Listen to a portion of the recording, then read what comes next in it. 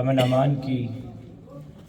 پورا ملک ایک مرتبہ پھر دہشت گردی کی لپیٹ میں ہے اور معاشی بدحالی کی لپیٹ میں ہے۔ میں بغیر کسی لپٹی بات کے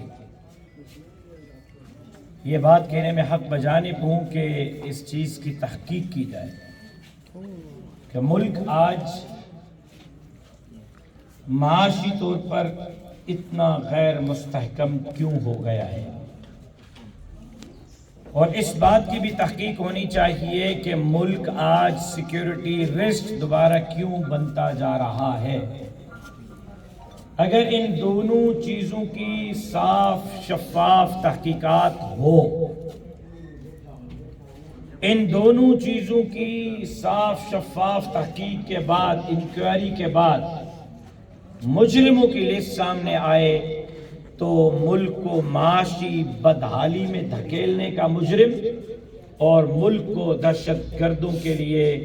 راستے کھول کر پاکستان میں راستہ دینے والا مجرم عمران احمد خان نیازی ہے۔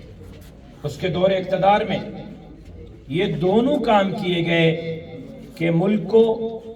امن امان کے صورتحال میں بھی پیچھے دھکیلا گیا، معاشی طور پر بھی پیچھے دھکیلا گیا، کیونکہ عمران خان کا ایجنڈا ہی یہی تھا کہ پاکستان کو غیر مستحکم کرنا ہے، عوام کی چیخیں نکلوانی ہیں اور اس ملک کو دو لخت کرنا ہے۔ جمعیت علماء اسلام کی محنت کے نتیجے میں اور تحریک کے نتیجے میں عمران احمد خان نیازی کا ایجنڈا بھی پاس ہوا تو اس کے آباء و اجداد کے اربوں اور کھربوں ڈالر کی انویسٹ بھی ریزہ ہوئی جو انہوں نے عمران خان پر کی۔ آج